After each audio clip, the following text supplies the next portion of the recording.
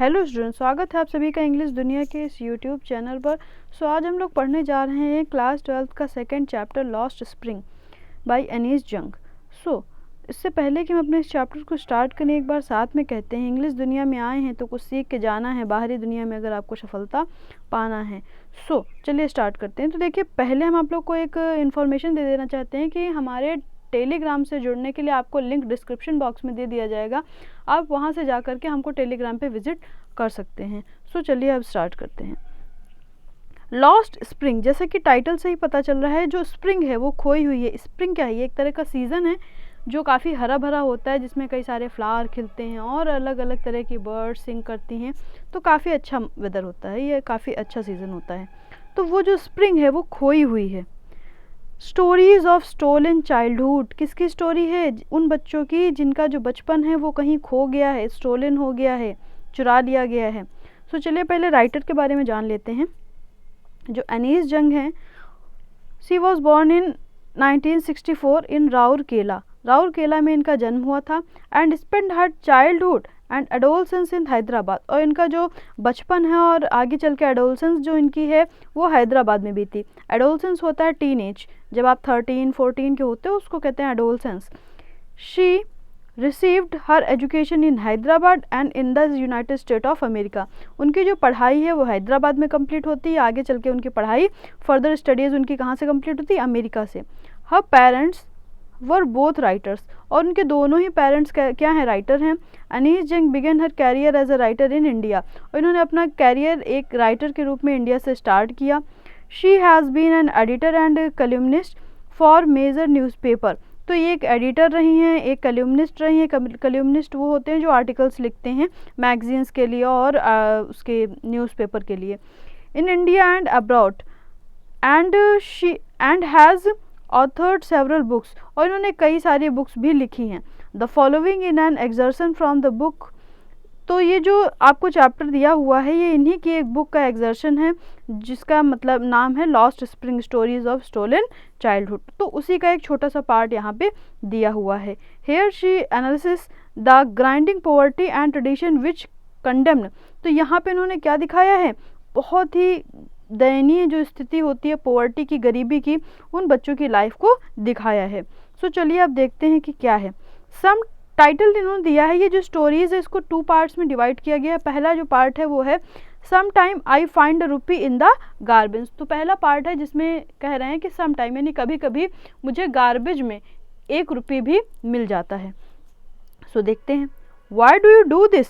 I ask sahib whom I encounter every morning scrouching for gold in the garbage dumps of my neighborhood। तो जो writer हैं वो पूछती हैं साहेब से कि तुम ये क्यों करते हो। साहेब कौन है? ये एक लड़का है जिसको वो अपने पड़ोस में हर रोज़ देखती हैं। स्क्राउचिंग फॉर गोल्ड, स्क्राउचिंग मीन्स होता है सर्चिंग करना, ढूंढना। क्या सर्च करता है? Gold. In the garbage, garbage dump यानी जो कूड़ा करकट होता है उसमें ढूंढता रहता है। यहाँ पे उन्होंने गोल्ड कहा है। इट डज नॉट मीन्स कि वो गोल्ड ढूंढता है, इट मीन्स वो कोई भी वैल्यूएबल चीज़ जो उसको मिल जाए, जिसको वो बेच ले और उसको 1-2 रुपए मिल जाए, तो वो उसके लिए गोल्ड का काम करती है। वो गार्बेज में जो उसके कुछ भी जो हम लोग जिसको यूजलेस समझ के फेंक देते हैं वो उसको उठा लेता है, उसके किसी भी काम में आ जाती है। तो उसी से पूछते हैं जो कि उस कूड़े में कुछ ढूंढता रहता है, कोई वैल्यूएबल चीज़ ढूंढता है। Saheb left his home long ago, Saheb जो है उसने काफ़ी समय पहले अपना घर छोड़ दिया था। Set amidst the green field of Dhaka, उसका घर जो है वो कहाँ पे है? अब राइटर उसका घर बता रही हैं कि वो ढाका का रहने वाला है। ढाका क्या है? It is a capital of Bangladesh. Bangladesh का ये कैपिटल है, वो वहाँ का रहने वाला है। अब बांग्लादेश क्या है? ये हमारी एक नेबरिंग कंट्री है, ठीक है, जो कि हमारे ईस्टर्न पार्ट में पड़ती है। चलिए आगे कंटिन्यू करते हैं। His home is not even a distant memory, और उसकी याद में भी कहीं दूर दूर तक उसके घर का जिक्र नहीं रह गया है। There were many storms that swept away their field and homes।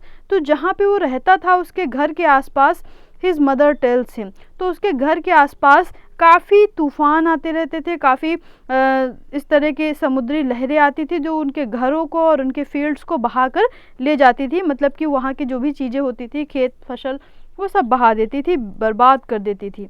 सो उसकी मदर ऐसा साहिब को बताती हैं। दैट्स वाई दे लेफ्ट, इस वजह से वो उस जगह को छोड़ करके चले आते हैं। चलिए आगे देखते हैं। Looking for gold in the big city where he now lives, तो वो जब यहाँ बड़ी सिटी में आए तो ये गोल्ड की सर्च में आए। गोल्ड फॉर इन लोगों के लिए क्या है, वही गार्बेज है, मतलब वो अपनी लिवलीहुड के सर्च के लिए आए कि इनको यहाँ कुछ खाने कमाने को मिल जाएगा, लेकिन ऐसा कुछ भी नहीं मिलता है। तो वो गार्बेज पिकिंग का काम कर देते हैं, कूड़ा करकट उठाने का काम कर देते हैं, जिसे हम कबाड़ी वाला काम कहते हैं। सो चलिए आगे देखते हैं। I have nothing else to do he mutters, तो जब वो साहब से पूछती हैं कि तुम ये क्यों करते हो, तो साहब क्या रिप्लाई देता है कि मेरे पास करने के लिए और कुछ नहीं है। लुकिंग अवे, और उसको ऐसा बोलने में शर्म आ रही है, वो मटर कर रहा है, इधर उधर देखते हुए उनको हेजिटेटली जवाब दे रहा है। गो टू स्कूल आई से ग्लाइबली, तो पोइट राइटर जो हैं वो उसे कहती हैं कि स्कूल जाओ, आई से ग्लाइबली। ग्लाइबली मीन्स होता है पहले वो बोल तो देती हैं लेकिन बाद में उनको अपने वर्ड्स का रियलाइज़ होता है और उनको खुद में शर्म आती है, तो उस तरह से वो बोलती हैं। Realising immediately how hollow the advice must sound, फिर बाद में उनको ये एहसास हो जाता है कि उन्होंने जो उसको एडवाइस दी है वो कितनी हॉलो है, कितनी खोखली है। इट मीन्स जो बॉय जिसके लिए 2 टाइम का फूड भी पा पाना और एक रूप पा पाना बहुत बड़ी बात है, एक it is such a big deal for him, so वो कहाँ से स्कूल अफोर्ड कर पाता। सो चलिए आगे देखते हैं। There is no school in my neighbourhood, when they build one I will go, तो वो बच्चा कहता है कि मेरे नेबरहुड में कोई भी स्कूल नहीं है, जब वो बन जाएगा तो मैं स्कूल जाऊंगा। तो यहाँ से पता चलता है उसको स्कूल जाने का कितना ज़्यादा अंदर से उसका इंटेंशन है स्कूल जाने का, बट उसको वो अपॉर्चुनिटी ही नहीं मिली कि वो स्कूल जा सकता। If I start a school will you come, तो जो राइटर है उससे पूछती हैं कि अगर मैं स्कूल स्टार्ट करूँ तो क्या तुम आओगे। आई आस्क हाफ जोकिंग, अब ये सीरियसली नहीं कहती हैं लेकिन एक मजाक करते हुए उससे बोलती हैं कि क्या मैं अगर स्कूल स्टार्ट करूं क्या तुम आओगे। यस ही से स्माइलिंग ब्रॉडली, वो बहुत ज़ोर से मुस्कुराते हुए कहता है बिल्कुल।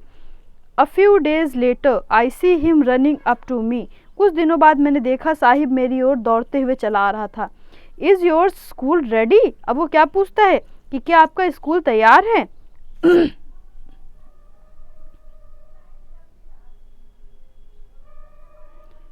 चलिए आगे देखते हैं।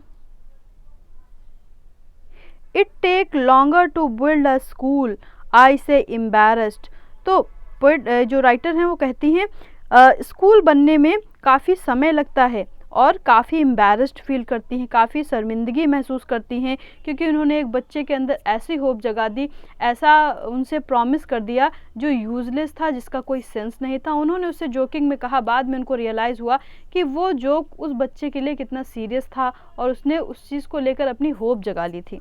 तो चलिए आगे देखते हैं। Eight having made a promise that was not meant, उन्होंने एक ऐसा प्रॉमिस किया जिसका कोई अर्थ नहीं था। But promises like mine abound in every corner of his bleak world, तो उसकी दुनिया में इस तरह के बहुत सारे प्रोमिसेस हैं जो लोग करते हैं और करके चले जाते हैं और उसको पूरा नहीं करते, उसको उस चीज़ की आदत पड़ गई है। After months of knowing him, जब काफ़ी महीने हो जाते हैं वो डेली उधर जाया करता है और जो राइटर है वो उसको अच्छे से जानने लग जाती हैं। I ask him his name, तो ये उससे उसका नाम पूछती हैं। साहिब आलम, तो वो अपना नाम क्या बताता है, Sahib Alam he announces. He does not know what it means, उसको अपने नाम का मतलब भी नहीं पता है। If he knew its meaning lord of universe he would have a hard time believing it, तो अगर उसको उसके नाम का मतलब पता चल जाए कि उसके नाम का मतलब है क्या, लॉर्ड ऑफ यूनिवर्स, यानी कि इस ब्रह्मांड का मालिक, सब भगवान का जो जिसको कहते हैं गॉड, तो वो बिल्कुल भी अपने इस नाम पे बिलीव नहीं करेगा, उसकी जो पिटी कंडीशन है उसकी वजह से। Unaware of what this name represent, वो इस चीज़ से बिल्कुल भी अनभिज्ञ है कि उसका नाम क्या रिप्रेजेंट करता है। He roams the street with his friends, वो अपने उन्हीं सड़कों पे भटकता रहता है अपने दोस्तों के साथ। आगे देखते हैं। An army of barefoot boys who appear like the morning birds and disappear at noon, तो जैसे कि सुबह के टाइम मॉर्निंग बर्ड्स आ जाती हैं, बिल्कुल वैसे ही ये जो लड़के हैं इनका जो ग्रुप है वो आ जाता है और दोपहर के टाइम तक की ये सभी डिसअपियर्ड हो जाते हैं, गायब हो जाते हैं। ओवर द मंथ्स, काफ़ी महीने हो गए हैं, I have come to recognise each of them, और मैं अभी उन सब में से सबको पहचानने लगी हूँ। Why are not you wearing chappals, I ask one. फिर ये उन्हीं बच्चों में से एक से पूछती हैं कि तुमने चप्पल्स क्यों नहीं पहन रखे हैं। My word did not bring them down from the self, he answer. तो क्या कहता है, माई मदर, जो मेरी जो माँ हैं, वो उनको सेल्फ के ऊपर से नीचे उतारती ही नहीं है, वो सेल्फ पर रखे हैं तो मैं उसको कैसे पहनूं। आंसर सिंपली, बड़े ही साधारण तरीके से वो ऐसा आंसर दे देता है। आगे देखते हैं। Even if she did he will throw them off at another. तो दूसरा बच्चा वहीं खड़ा होकर कहता है कि अगर वो उसको उतार के दे भी दें तो ये उसको पहनेगा नहीं, उसको फेंक देगा, मतलब इसको पहनना अपने पैरों में चप्पल्स पहनना पसंद ही नहीं है। वो is wearing shoes that do not match. और जो जिसने जवाब दिया था उस लड़के ने, दोनों पैर में जो शूज़ पहन रखे थे वो अनमैचिंग थे, एक पैर में दूसरा शूज़ था, एक पैर में दूसरा शूज़ था। व्हेन आई कमेंट, फिर ये जो राइटर हैं उस पर कमेंट करती हैं on it. He shuffles his feet and says nothing. उससे पूछती हैं कि तुमने ये डिफरेंट क्यों पहन रखे हैं, तो वो शर्मा जाता है और कुछ नहीं करता है, अपने पैरों से अपने पैरों को हाइड करने लगता है। I want shoes says a third boy who has never owned a pair of all his life. वही तीसरा लड़का होता है, वो कहता है कि मुझे शूज़ चाहिए, उसने अपनी लाइफ में कभी भी शूज़ नहीं पहने, उसको कभी शूज़ नहीं मिला और उसकी एक ही इच्छा है कि उसको शूज़ चाहिए।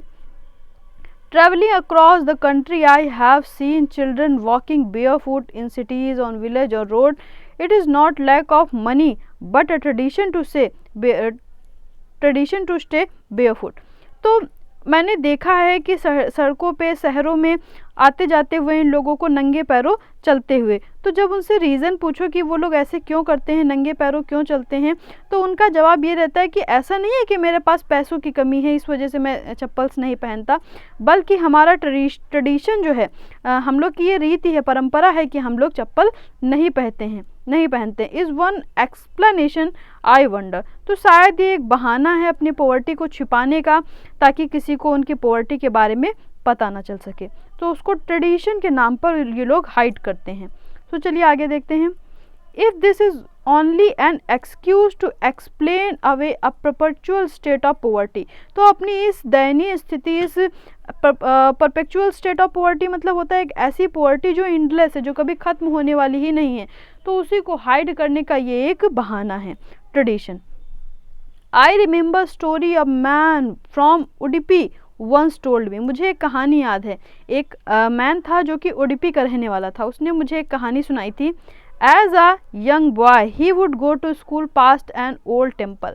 तो वो जब एक यंग बॉय हुआ करता था, जब वो छोटा लड़का हुआ करता था, और जब वो स्कूल जाता था तो वहीं एक मंदिर पड़ता था, उस मंदिर से होकर जब वो गुजरता था, where his father was a priest, और उस मंदिर के पुजारी उसके फादर थे। He would stop briefly at the temple, तो वो उसी टेम्पल पे रुक जाता था, and pray for a pair of shoes, और वहाँ भगवान से प्रार्थना करता था कि मुझे एक पेयर ऑफ शूज़ मिल जाए, यानी कि मुझे एक जोड़ी जूते मिल जाए, ऐसा वो वहाँ पे भगवान से प्रार्थना करता था। 30 years later I visited his town and the temple which was now drowned in an air of desolation। 30 साल बाद जब राइटर उसी स्थान पे जाती हैं, उसी उडुपी नाम के उसी प्लेस पे जाती हैं, तो वहाँ पे जो जगह है काफ़ी सुनसान हो गई है, डिसोलेशन हो गई है, और जो टेम्पल है उसी मंदिर में जाती हैं, तो देखती हैं वहाँ जाकर के इन द बैकयार्ड, पीछे के साइड में, where lived the new priest, वहाँ नए पुजारी रहते हैं। There were red and white plastic chairs, वहाँ रेड और वाइट कलर की प्लास्टिक चेयर्स पड़ी हैं। A young boy dressed in a, और एक लड़का है जो ड्रेस्ड है मतलब तैयार है ग्रे यूनिफॉर्म में, उसने ग्रे कलर की यूनिफॉर्म पहन रखी है। वियरिंग शॉक्स एंड शूज़, जो जूते और मोजे भी पहन रखे हैं। Arriving painting and through his bag on a folding bed, जो कि हाँफते हुए स्कूल से चला आ रहा है और अपने बैग को उठा करके वहीं पे पड़ी हुई फोल्डिंग चेयर पे, उस पे फोल्डिंग बेड पे फेंक देता है। लुकिंग एट द बॉय, उस बच्चे को देखते हुए, I remember the prayer another boy had made to the goddess, तो मुझे उस दूसरे लड़के की प्रेयर याद आ जाती है कि वो एक शूज़ के लिए भगवान से विश किया करता था, और आज ये जो बच्चा है ये फुली ड्रेसअप होकर के स्कूल से पढ़ के चला आ रहा है, जिसके पास सारी चीज़ें हैं। When he had finally got a pair of shoes, तो अब जब उसको पेयर ऑफ शूज़ मिल गए हैं तो let me never loss them, तो वो अब भगवान से क्या प्रार्थना करता है कि जब मुझे अब ये शूज़ मिल गए हैं तो ये कभी मुझसे अलग ना हो, मुझसे खोए ना। The goddess had granted his prayer, और भगवान ने उसकी इस प्रार्थना को सुन लिया है। Young boys like the son of the price now वोर शूज़, तो उन पुजारी के बच्चों के जैसे बाकी जो बच्चे हैं अब उनको शूज़ पहनने को मिलने लगे हैं। But many others like the rag picker in my neighbourhood remain shoelace, लेकिन बहुत से बच्चे अभी भी हैं, जैसे कि मेरे आसपास के जो रैग पिकर्स हैं, कूड़े उठाने वाले बच्चे हैं, वो अभी भी शूलेस हैं, उनके पास अभी भी शूज़ नहीं हैं। सो चलिए आगे देखते हैं। My acquaintance with the barefoot rag picker leads me to Seemapuri, अब इनकी जो उन बेयर फुट रैग पिकर से जो भी बातचीत है उससे वो सीमापुरी की ओर चली जाती है, मतलब कि सीमापुरी के लोकेशन के बारे में जब वहाँ जाती हैं। A place on the periphery of Delhi yet miles away from it metaphorically, तो ये जो प्लेस है दिल्ली का ही एक पार्ट है, दिल्ली के ही एकदम आउटर एरिया में पड़ता है। Those who lived here are squatter who come from Bangladesh back in 1971, तो यहाँ पे जो लोग रहते हैं ये सभी वही लोग हैं जो बांग्लादेश से आए हुए हैं 1971 में। Sahibs family is among them, और साहिब का परिवार भी उन्हीं में से एक है। Seemapuri was then uh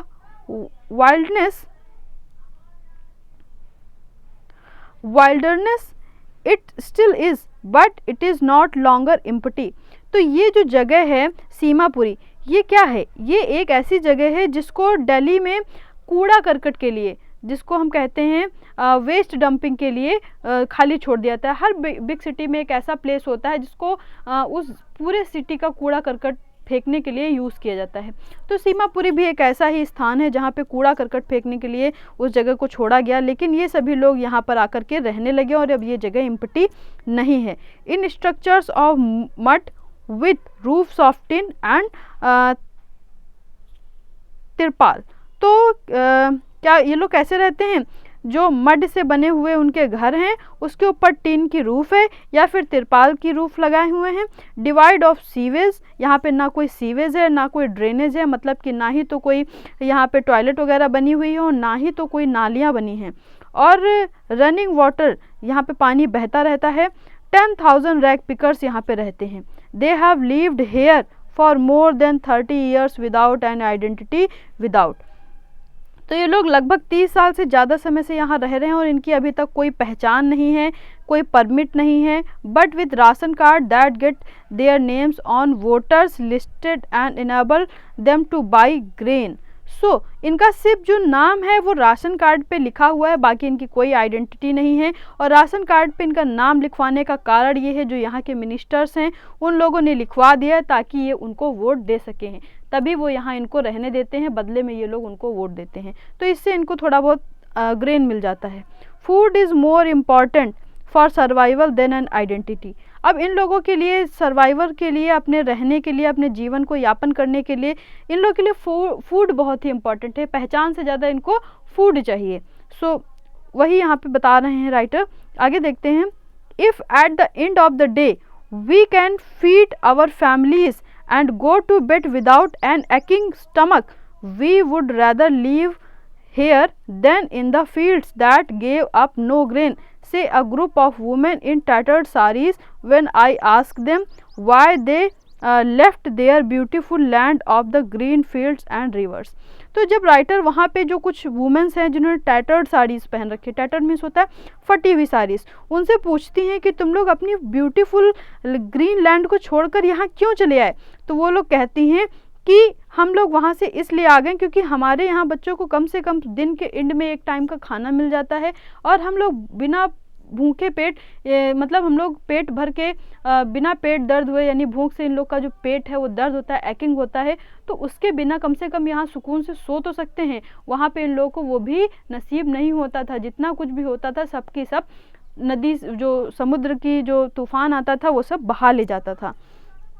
so where they find food, तो यहाँ पे जहाँ कहीं भी, wherever they find food, जहाँ कभी इनको फूड मिल जाता है, they pitch their tents that become transit homes, तो वहीं पे ये अपना टेंट लगा लेते हैं और वही जगह उनका घर बन जाती है।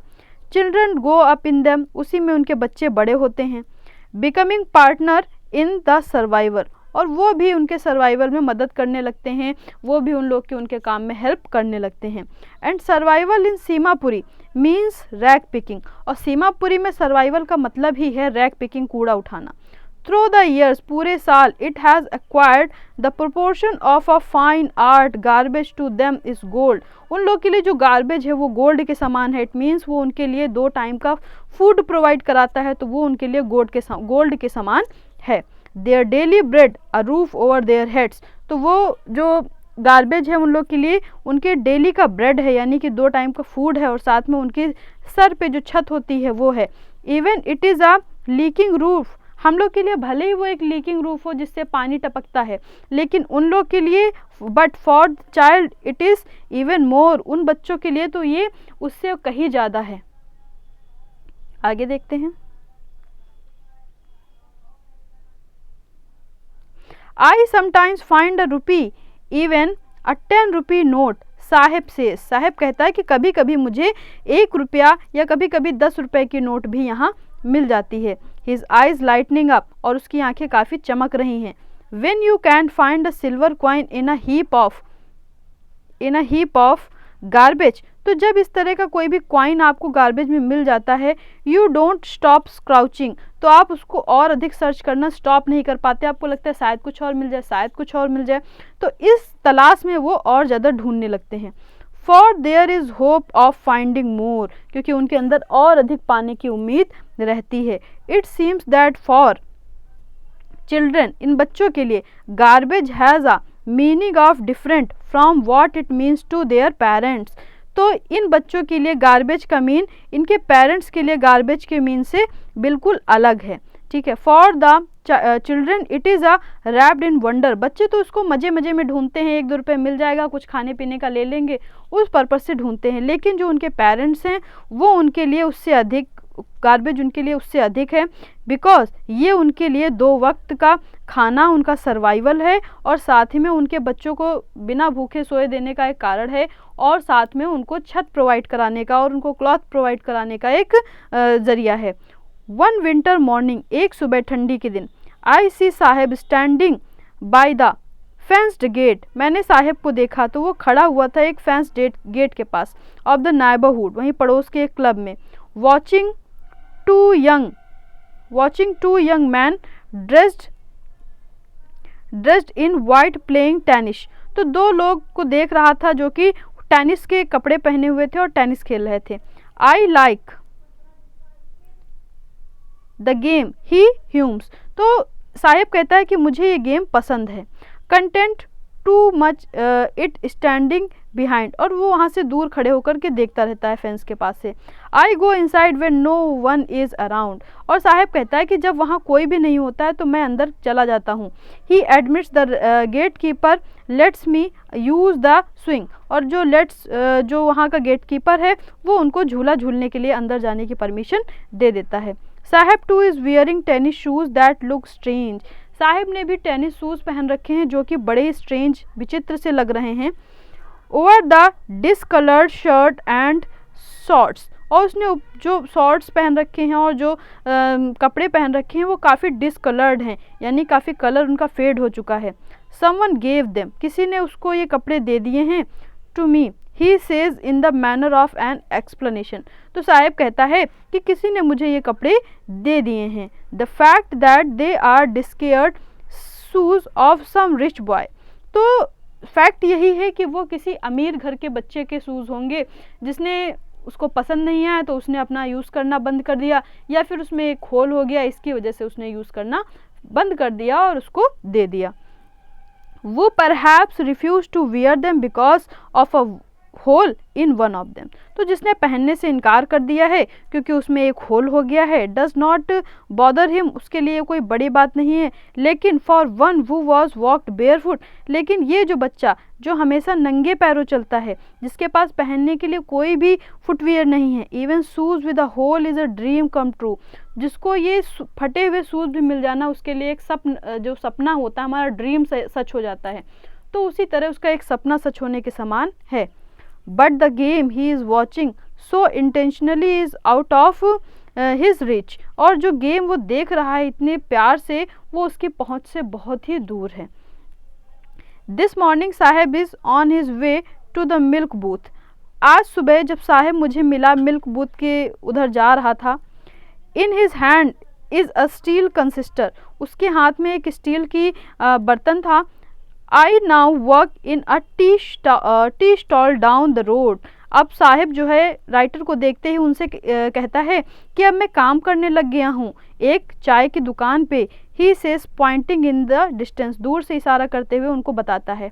I am paid 800 rupees and all my meals, मुझे 800 रुपये मिलते हैं और खाने के लिए खाना मिलता है। Does he like the job, क्या साहिब को ये जॉब पसंद है? आई आस्क, तो राइटर पूछती हैं। His face I see has lost his the carefree look, तो जब वो पहले रैग पिकिंग करता था तो वो काफ़ी केयर फ्री था, उसके ऊपर कोई बर्डन नहीं था, वो अपना खुद का मालिक था। लेकिन अभी वो काफ़ी उसके ऊपर जिम्मेदारियां हो गई हैं, बर्डन हो गया है रिस्पॉन्सिबिलिटीज़ का। The steel canister seems heavier than the plastic bag he would carry so lightly, वो जो प्लास्टिक बैग वो भारी से लेकर के चलता था, वो उसके लिए इस कंसिस्टर से ज़्यादा हल्का था, क्योंकि उस पर रिस्पॉन्सिबिलिटीज़ का बर्डन नहीं था, वो केयर फ्री था, वो ये सब अपने लिए करता था। लेकिन अभी तक वो खुद का मालिक था, लेकिन अब वो किसी का सर्वेंट बन चुका है। तो इसके लिए जो स्टील कंसिस्टर है ये बहुत अधिक भारी हो गया है। ओवर हिज शोल्डर्स, उसके कंधों पर, the bag was his, the canister belong to the man who owns the tea shop, Saheb is no longer his own master. तो ये जो कंसिस्टर है ये उस व्यक्ति का है जो मालिक है उस चाय की दुकान का, और अब वो अपना खुद का मालिक ना रह करके किसी का सर्वेंट बन चुका है। सो यहीं से ये स्टोरी का पार्ट 1 एंड होता है। पार्ट 2 के लिए हम आपको कल की क्लास में आपको पार्ट 2 प्रोवाइड करेंगे।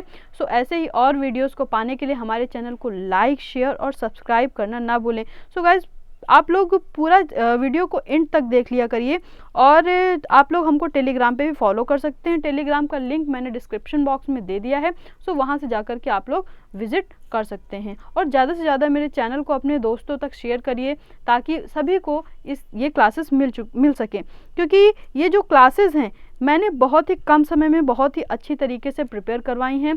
आप कहीं भी विजिट करेंगे तो आपको ये क्लासेस 1 घंटे में 50 मिनट में ही मिलेंगी, लेकिन मैंने आधे घंटे में और बहुत ही कम समय में ये क्लासेस आपको प्रोवाइड कराई हैं। So thank you students.